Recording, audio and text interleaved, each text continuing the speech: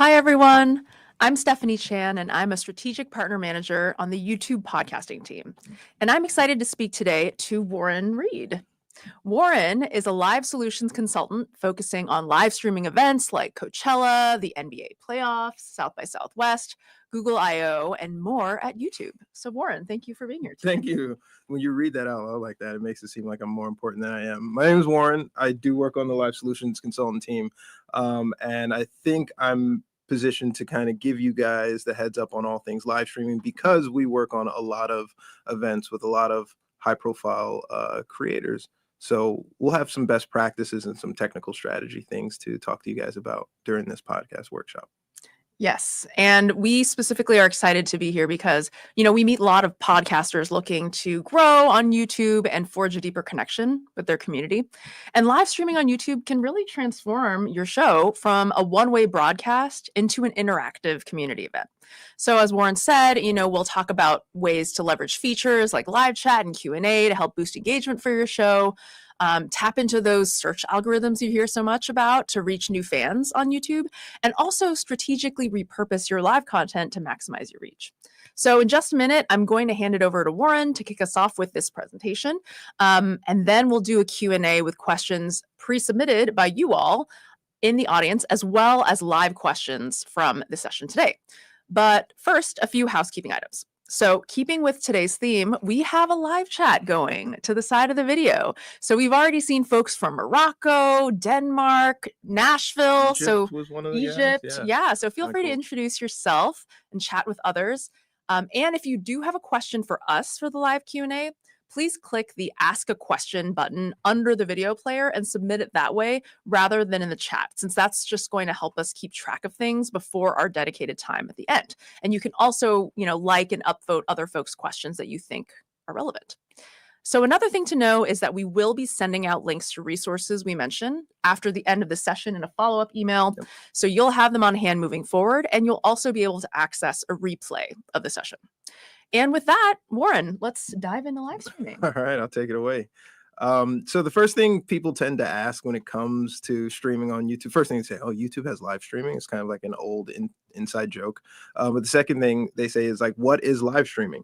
And live streaming is basically taking your video content and playing it back in real time so that everyone is tracking along at the same point. And live streaming on YouTube is really the only place that you have real-time interactions with your community and they real-time interact with themselves, right? You know what an upload looks like.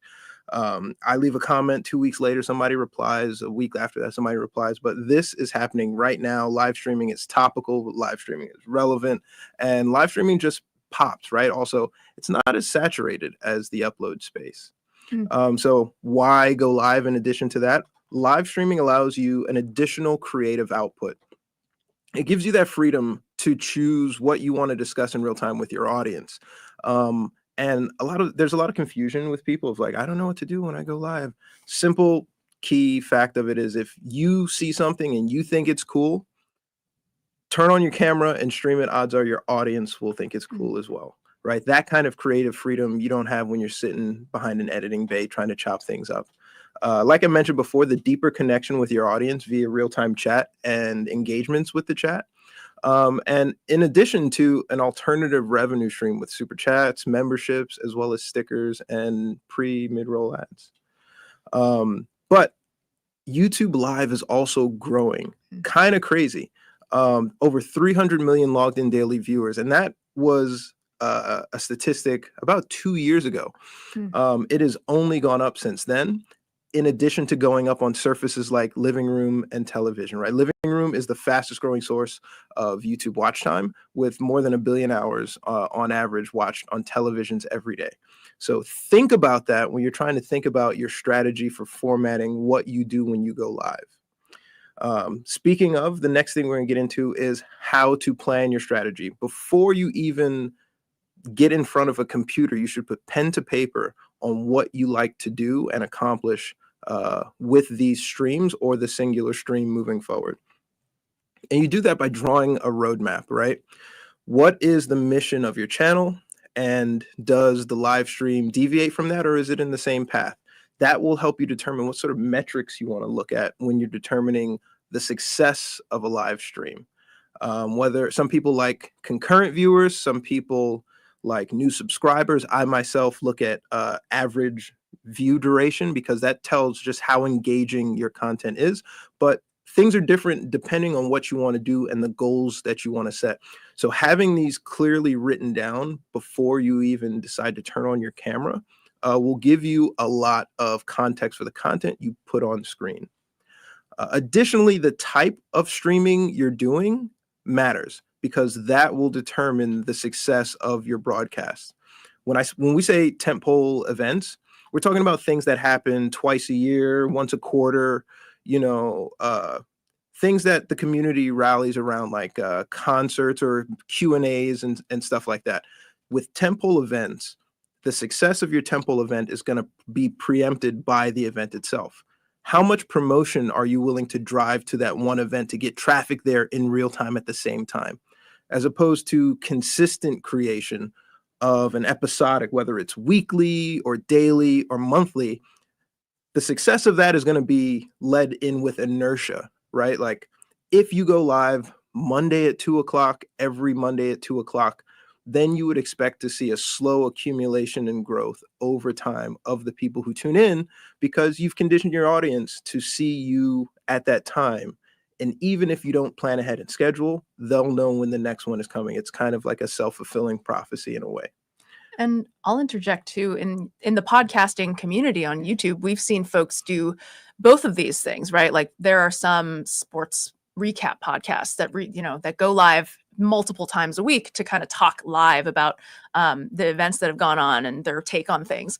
And then there are also folks who maybe do a monthly Q&A with their viewers where folks will submit questions and they can just answer them kind of together as a community. And so you definitely don't have to go one or the other. You could do both. You don't have to do just live or just VOD. You can really combine it in a cadence that makes sense for you.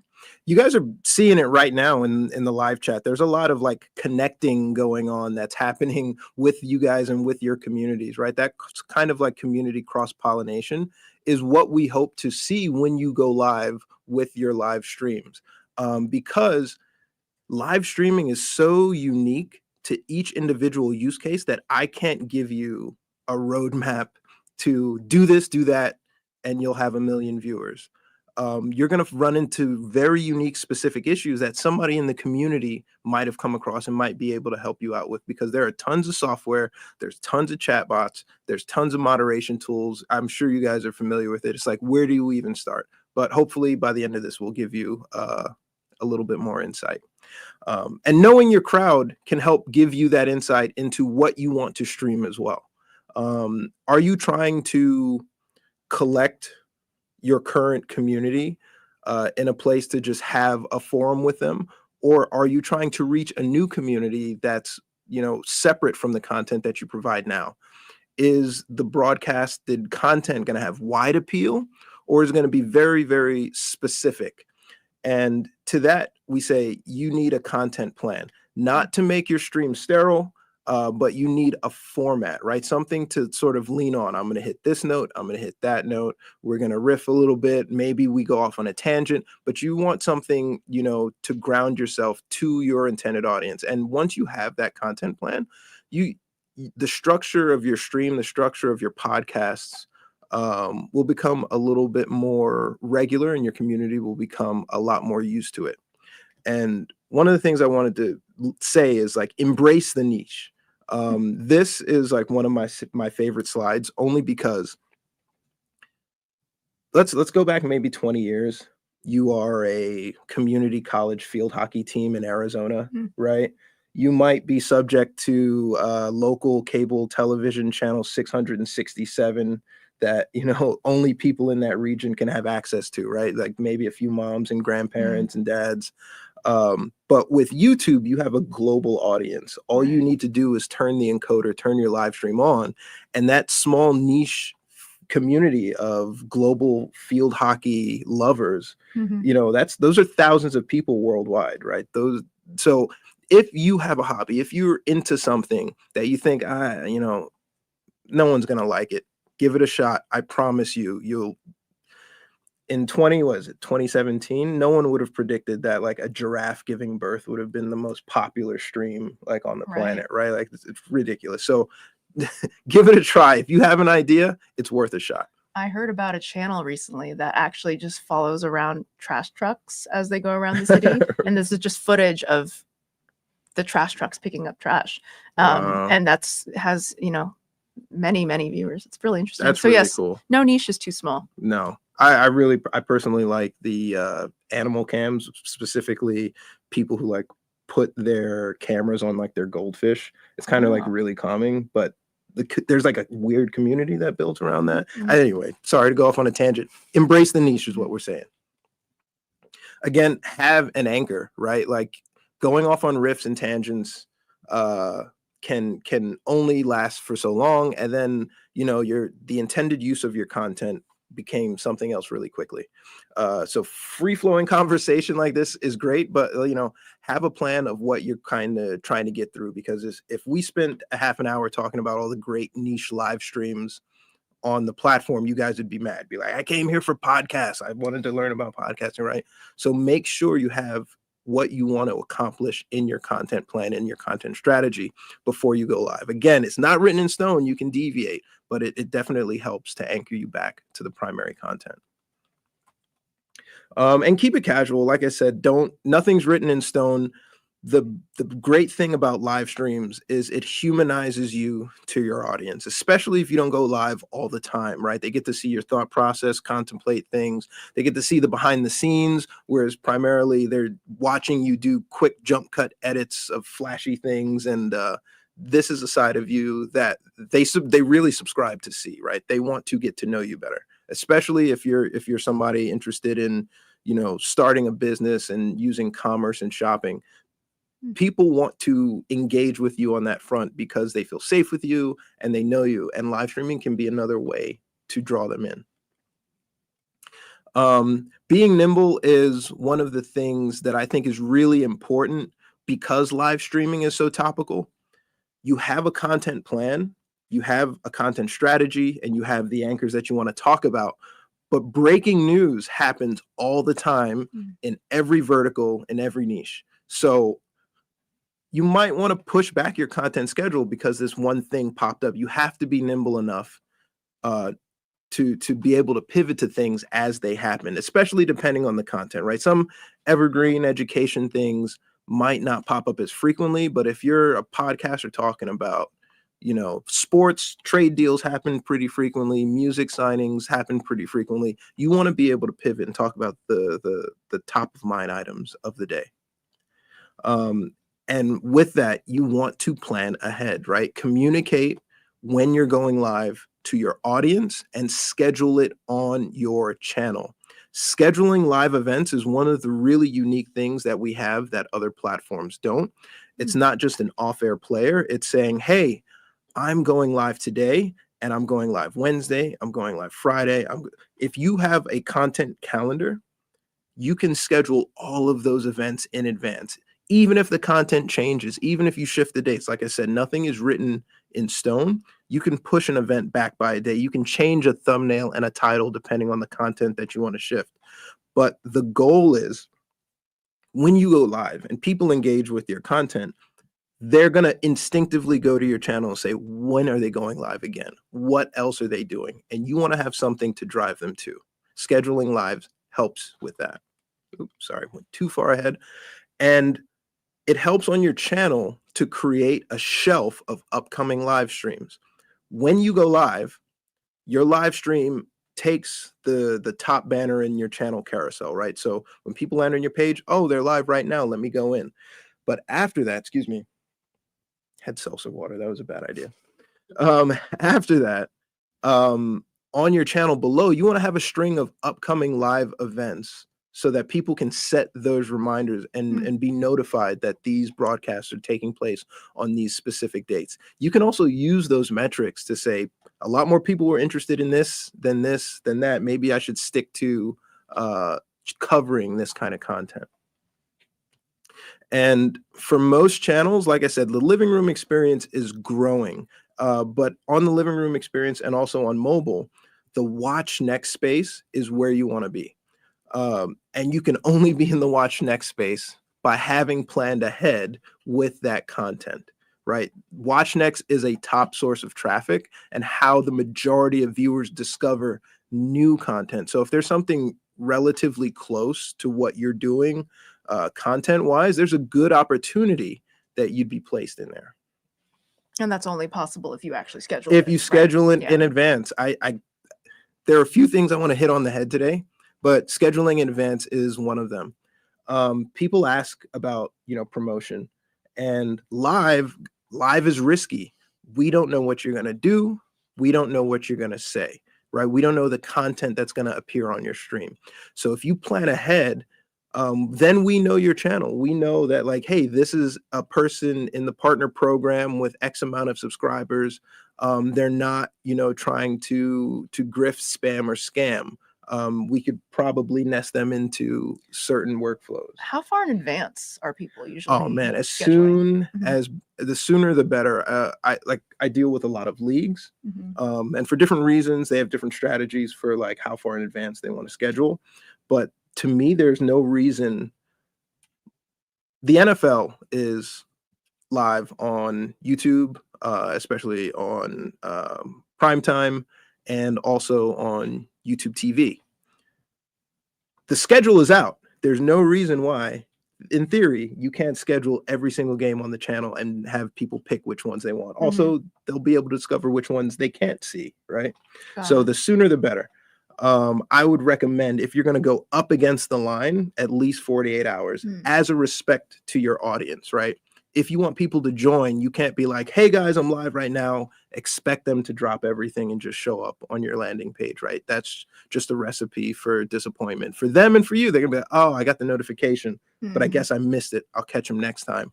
Or they'll go directly to the live archive, because the URL you use to promote your live stream is the same URL that the archive is going to live on. So you start to accrue the live views as total views, and then the new viewers who show up for the live archive also get counted as views there. Within 24 hours of your live stream ending is when most people see the largest boost to their viewership. And I know that there's this ingrained habit to like take down the live stream, especially if the aesthetics of it is different than the stuff that you normally produce. I would say fight against that urge, because the live stream has multiple purposes, not just, a full episode archive review. All right, I'm gonna use that to take a deep breath, maybe peruse the chat a little bit. Yeah, thank you guys. All right, hosting companies. There's actually way too much to go on here. It's just me and Stephanie. So like, I'm not going to get into that yet. We've got a Q&A portion at the end, but we're going to go into the technical aspects of live next. And one of the primary things after you've got your content plan, after you've got your calendar, you've got your schedule, you've got your anchors, you've got your hooks about what you want to talk about. You want to say, how do I want this to look to my audience, right? Am I focusing on the living room first? Is that how I want most people to consume it? Am I sitting in a 16:9 sort of set, and therefore the landscape horizontal would be the best? Or am I catering to the personal experience of the shorts and the immersive live feed? Those are the two different ways that they are viewable. But if you do the immersive live feed, if you do the mobile streaming, it can still appear on your channel on the living room. If you do the 16:9, the horizontal feed, it will not show up in the shorts feed as you swipe. And one of the things we've seen people do is like simulcast both, trying to capture both audiences and redirecting one into the other. In order to go live with a vertical feed, all you need is your mobile phone. But if you wanted to add a little bit more polish to it, a little bit more layers, top third, middle third, bottom third, notifications, you can use an encoder to send a 9:16 resolution feed to your mobile entry point. We give you that opportunity on YouTube. For horizontal streams, again, you can go live with a traditional landscape stream using your mobile phone, just turn it sideways. You can also go live using the webcam, and you can also go live with an encoder. I'll get into these in a second, but obviously mobile and webcam are the easiest, and encoders require a little bit of upskilling in order to use. But if you're listening to this and live streaming is something you want to do, I strongly encourage you to take the time out, maybe not immediately, but take the time out to learn about the various encoders and how you can use them to work for you. Like I mentioned before, the feature comparison on live and vertical live and horizontal live need to be taken into account, right? Vertical live feeds are eligible for shorts. They're scrollable, more scrollable in the shorts feed, but they don't have mid-rolls. They don't have pre-rolls. And people can't gift memberships on those, right? It's not exactly feature parity based on technical limitations, but for the horizontal feed, if those are things that you value, if you want to stream in 4K, right? If you wanted to do a live redirect, which is basically a raid, you would need to do that with a horizontal traditional desktop landscape feed. And no matter how you're streaming, and this is another diagram that I love, because no matter how you're streaming, these are the base 4 components that comprise a live stream. You have your audio video, which is basically the content that you're putting in front of people, is fed into an encoder. Now, the encoder, depending on what you're using it for, can only send the signal, or it can be used as like a content production sort of suite and encoder. But you need an encoder to send it over the air to the platform of your choice. And when you use your mobile phone, then your phone is the encoder. If you're using, webcam or some software device, then your laptop becomes your encoder. And from there, you need to send it over the internet, whether it's 4G, whether it's Wi-Fi, whether it's a hardline Ethernet connection, or whether it's a satellite truck. It needs to go out over the internet to YouTube, to the platform of your choice for ingestion.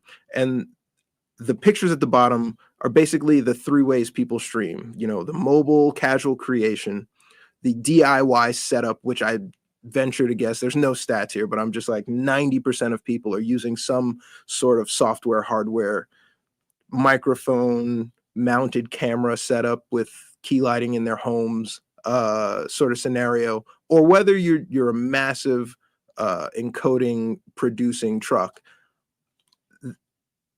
When you condense it down, these are the 4 components that they use to create the content and deliver the feed to the platform.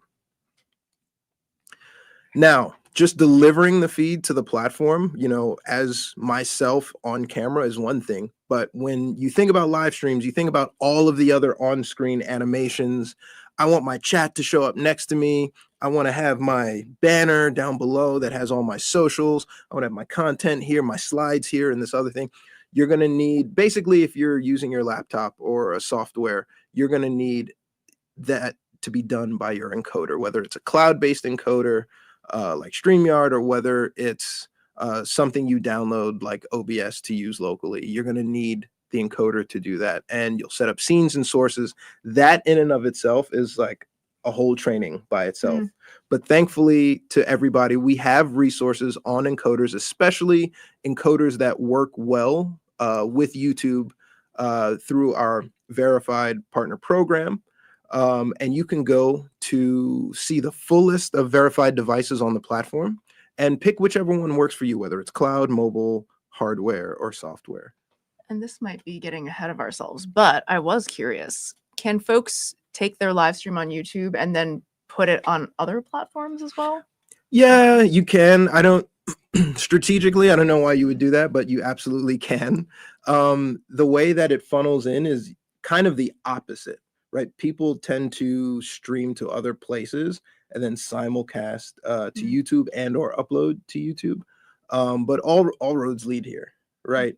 So if you're streaming somewhere, you might as well take a step out of your workflow and stream it to YouTube as well. So at the very least, your archive is living there. You don't have to worry about the processing times of uploads and stuff like that. But yeah, great question.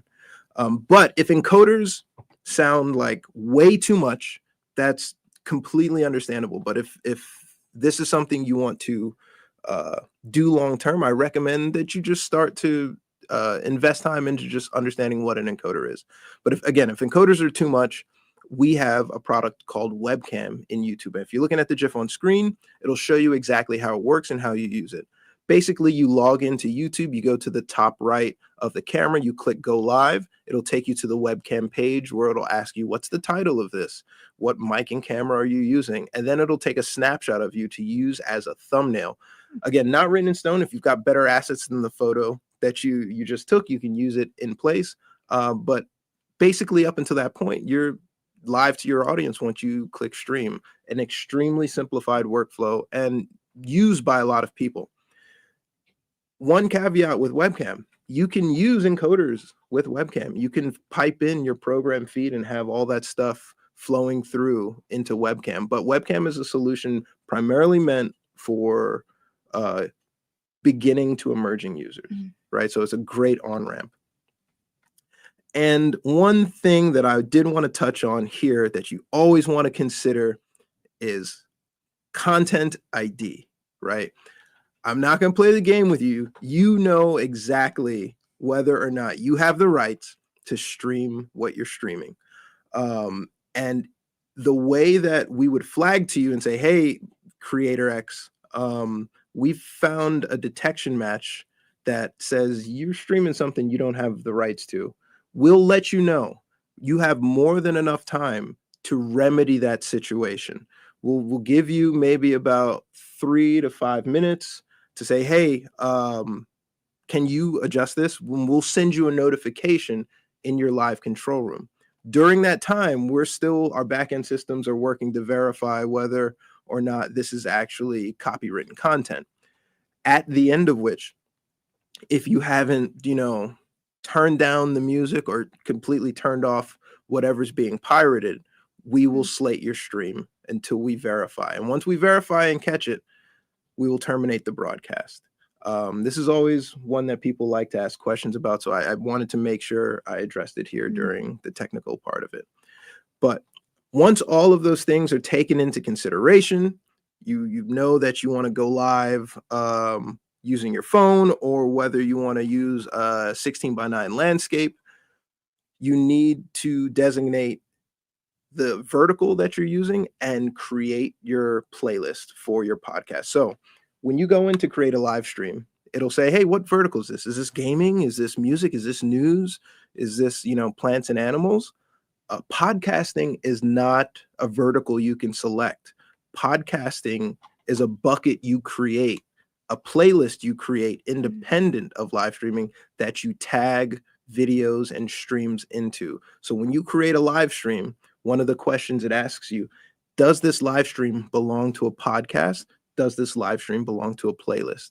So before you even go live, you want to create your podcast and then start sending your content into that podcast bucket. And the same thing goes for, let's say, if you have a podcast that's normally not live, and so most of your VOD videos, they're just in the playlist, you can, when you're scheduling the live stream, right, you can actually have it go into that playlist. Absolutely. So that live stream is like the next episode in that normally, VOD playlist. Yeah, 100%. Like live comes off as like this, like off the cuff sort of thing. But now that you sort of see behind the curtain, there's a lot of planning and preemptive decision making that goes into actually successfully executing a live and making sure it hits the intended audiences it needs to go to. Oh, one more thing. Yes. I saw a question prior to this talking about, if I'm audio first and I'm ingesting my podcast via RSS feed into YouTube, can I do live too? And the answer is yes. Absolutely. You would just do the same thing where if you have your playlist where those RSS ingested videos are going into, you would put your live stream or your premiere, whatever it is, like in that playlist where it belongs. 100%. Great question. Pre-live preparations and moderations, right? So you've got your content strategy, you've got your schedule, you've got your anchors, you've got your device, you've got your format, you're ready to go. I don't have any copywritten content on my stream. I think we're ready to go. What do I do next? The first thing before you go live is to rehearse. What you didn't see here is us working on our intros, us making sure that the audio levels were correct, the proper slides were in the proper places, things weren't misspelled. You want to make sure to check everything. Does the thumbnail look right? Is the time scheduled to start the actual time it's starting? That's on the official sort of page, but when you bring it live and you want to test gear, it doesn't need to be public to your audience, right? So if I'm broadcasting tomorrow, I can go live right now and create an exact copy of what I'm going to do on the stream tomorrow and schedule it as unlisted or schedule it as private. Now, unlisted means anybody with a link can view the live stream. Private means only the channel owners or people associated with the channel or people who have been invited via email can view the stream, right? So a lot of people like to test privately and say, hey, this is, the producer's test, or this is, the sponsor's test, to make sure that they see what they need to see. But the second thing that I want to make sure that everybody gets out of this, in addition to scheduling in advance, is to test. Make sure you test everything. If you're going live with your phone, I would test how long you can be live before your phone gets too hot, or how much battery does it drain, right? You don't want to plan for an hour and a half long mobile broadcast and then you're at 15 or 20%, right? So test and plan ahead for all things. I also encourage you to create a custom thumbnail, right? Thumbnails are your content's billboard, right? That's the most explosive thing that pops up in your face when you index something for search, right? So a compelling thumbnail can entice viewers to click all over your channel and just sort of dig through your content library, right? Make sure it's accurate. Having a live indicator or some sort of description to say, hey, this is not an archive, this is not a VOD, this is me in real time talking, also makes your live stream pop because it's topical and happening now. And even though you have a theme for your channel and your uploads, you kind of want to keep your custom thumbnails different, but in theme, if that makes sense. Do people sometimes have a different thumbnail for when they're actually live versus when it becomes an evergreen archive video? Yeah, yes, absolutely.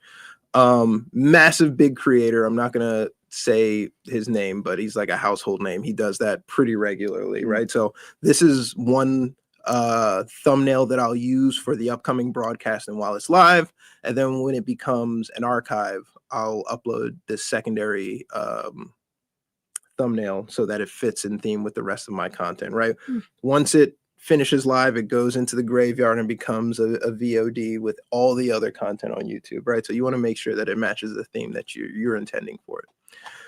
Chat moderation is also something to consider. Chat management, chat moderation. We give you a ton of tools to make this easy for you, easy for your team. And one key way to highlight members of your community is to make them moderators. People love engaging and helping.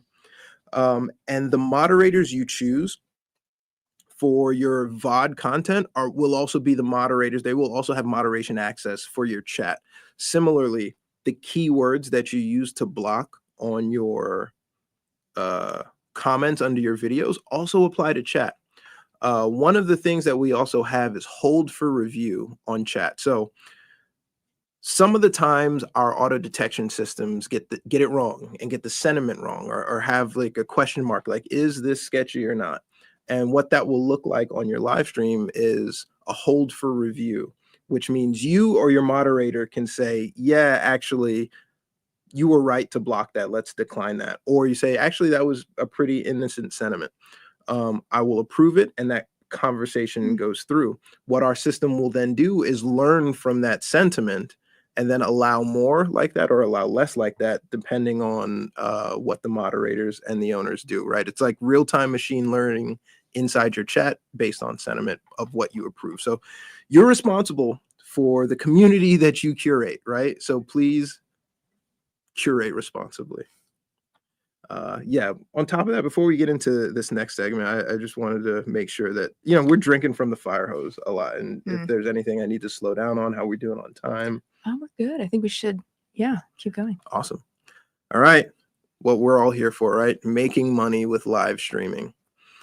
Making money with live streaming. There are a few ways to earn revenue with live, right? The main monetization products you can use are ad revenue, super chats, super stickers, jewels, which is a new addition, memberships, and shopping, right? For fan funding for vertical live, super chat, jewels, and memberships are available, but ad revenue, like I said, gifted memberships, like I said, are not available for vertical streaming. So please take that into consideration when you're choosing the format for how you choose to go live. In terms of ad revenue, pre-roll ads and mid-roll ads can be used and run during the stream, right? If you have a horizontal stream and are eligible for monetization, you may get ad revenue from the streams, right? Ad serving is not a guarantee for some viewers, right? As a lot of people will not get an ad, depending on, whether I'm a premium user, whether or not they've just been served an ad. There's a ton of reasons why people may or may not be served an ad when you trigger them. But pre-roll ads, the distinction is that they run before the live stream. Mid-roll ads, the distinction is they run during the live stream. But one of the things that I'd want to call out is, like, when you trigger an ad, it doesn't always mean that it takes up the space on your stream, right? It can appear as a banner ad. It can appear as an on web on display ad, right? So it be when you go into your live stream settings, you can tell us, hey, when I trigger an ad, these are the types of ads I want to serve to people, whether it is an on-screen ad or whether it is a display ad on the page. And when you want YouTube Live ads, you can choose to run them as you want. So we've introduced, because managing a live stream is really, really cumbersome if you're not ready. So we have an ads automator as a new addition to the live control room. So when you go live, you can say, actually, serving ads is like way too much for me. I'm going to let you determine when the best point is to serve an ad. And you can also specify and tune in the frequency. I want you to be conservative when you serve ads automatically over my content. Actually, I want you to just be balanced about it. Or actually, like, I want you to be aggressive when you serve ads over my content. You can tell the system how you want those ads to be served over your live stream. Additionally, we'll let you know that an ad is about to come up. And if you're in the middle of something, and this is really important as to why you want to pay attention to your live control room, not only just, for warnings and for troubleshooting, you can pause an ad. You can say, like, actually, this is not the right time to serve an ad. Let me delay that a little bit and go to the next marker and serve the ad, because I'm actually covering something really important right now and it'll break my train of thought to show ads. Do you suggest that folks kind of build in sort of breaks essentially? 100%. 100%. It completely depends on how long you're going live, but I think you absolutely should, whether it's a transition between segments, whether it's, a bio break, whatever it is, I think you should plan in at least a break in the content, right? I know sometimes people go on tangents and they have streams of thought, but I think your audience would greatly appreciate you to chop it up. As a part of your content plan, please work those in. And again, what viewers, might see coming soon, less intrusive ad formats. So it doesn't necessarily cover your content. It could be picture-in-picture windows side by side, or display ads popping up covering the chat commentary description momentarily. Super chats are probably people's favorite way to contribute to streams, and the most popular way for you to make revenue.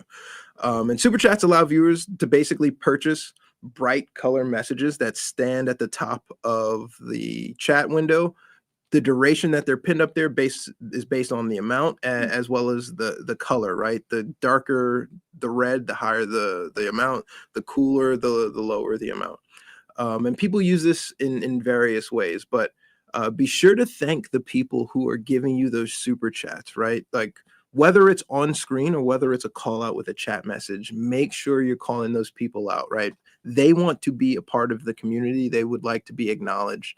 So try to find a way in your content calendar, whether it's a segment specifically dedicated to thanking super chat users, or ad hoc. I'm going to thank people as it happens, right? Some people have notifications where they prioritize super chats, right? I will stop this content if I get a super chat, and I will listen to your message.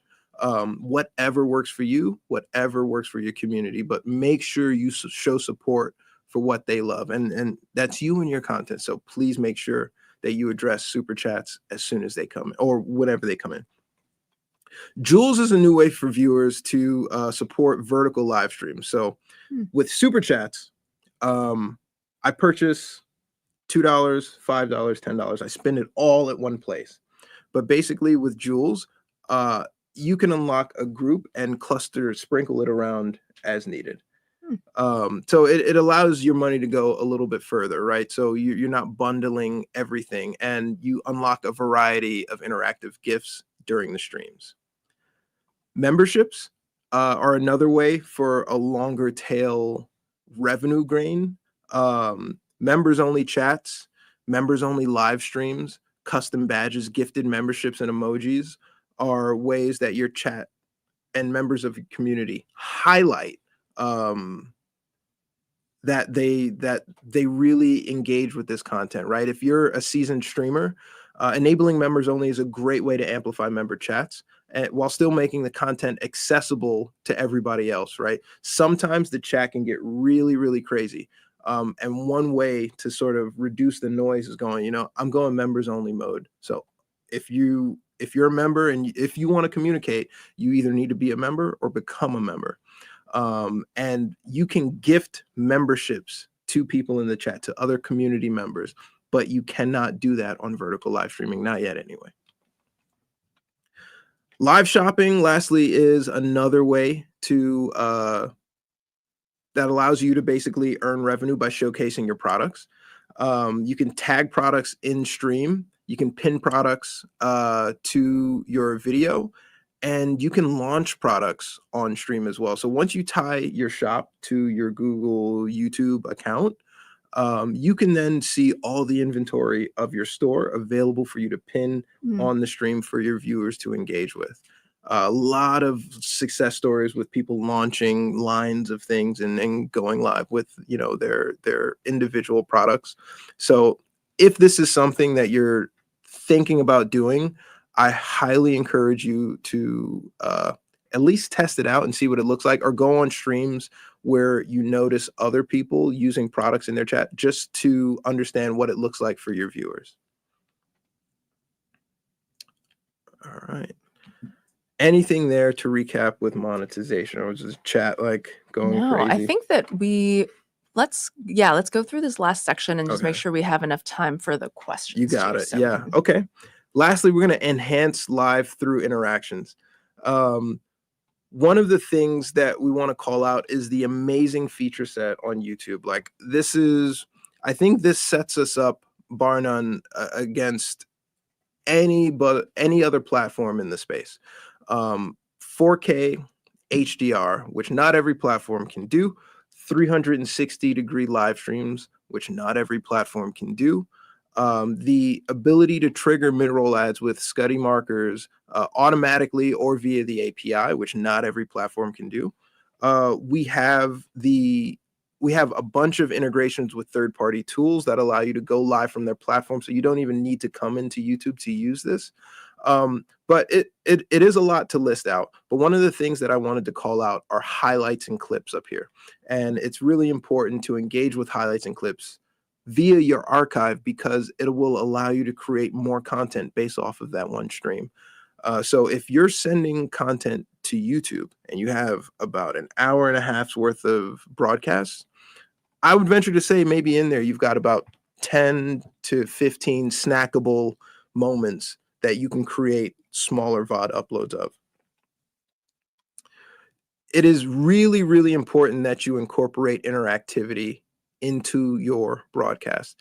Like I said, with the super chats, with the polling, with Q&A, if you're going to upload something and not address your users, like, why not just make it an upload, right? Like, this is the only place where your community can come together in aggregate, and not just like let the light of the computer screen wash over them while you just like talk at them. They want to be a part of your content. They want you to know how much they value you. So please make sure that's reciprocal and pull them on stream in the form of comments and by talking directly to the chat during the broadcast. Sorry. Basic moderation of the chat can be kind of crazy, like I said before. So if you need to limit the chat and incentivize people either to become a member or at the very least subscribe, you can make a live chat available only to your subscribers. And you could specify how long viewers must be subscribed before they can contribute, right? You need to be a subscriber for 5 minutes, for an hour, for a day before I allow you to talk into my chat. And that will help sort of keep things tame. A similar thing happens with memberships. As soon as you become a member, you can contribute to members only chats. You don't just get a widget. You get a widget next to your name in addition to show that you're a member of the community. And these options can be used for every stream, one-offs to the episodic streams, or you can just enable it ad hoc when things get too rowdy inside your broadcast. Live polls is a really, really, really fun way to answer questions to your fan, whether you're doing something interactive or watching a sporting event, right? You want to ask them who won what rounds, who do you think is going to win the game or something like that. Live polls can be a great way to interact with your chat. And even these need to be planned ahead, in my opinion. People do them ad hoc and they work well. But if you know what you're talking about, you can ask and incorporate certain polling questions into your run of show at certain points through your segment. But a few things to keep in mind is that maximum is only 4 options for answers when you ask a question to your chat. And minimum two answers, yes or no or whatever. And it can only be seen on live. Once your live stream finishes, the polls do not show up on the chat replay. So it's a great incentive to use during a live broadcast. Another thing to take advantage of that isn't specifically live are your community posts. Community posts are a great way to get content ideas and set those anchors for your upcoming live streams, right? And to also poll the audience, like, did you like that? What do you want to see more of that? What should I do next, right? Promote your products in there. And also you have the ability to have members only posts, right? So being a member doesn't just mean you can speak in specific chats. You can also engage directly with the community and the creator through members only community posts. And cross-strategy promotion is one of the things that I think is a really, really good lever to help advertise your stream, your archive, or your upcoming broadcasts. And one of the things you can do is link content, whether it's shorts or clips, to your upcoming video, to your archive, or to your live stream. Like I mentioned before, Coachella actually did this really well. They had a broadcast of the main stage, but then they also had a mobile immersive live feed of another stage, and that worked as a really good funnel to like drive people to the other stages and capture that audience. So something to consider when you're trying to determine, what's the best way to promote this content, because not all eyeballs will be on YouTube proper. Some are on browsing the living room and some are on the immersive feed doing this. But I think that's what we had to cover. Yeah. I know it was a lot. I'm sorry we might not have gotten to all of it, but hopefully we can help address them by getting to their questions.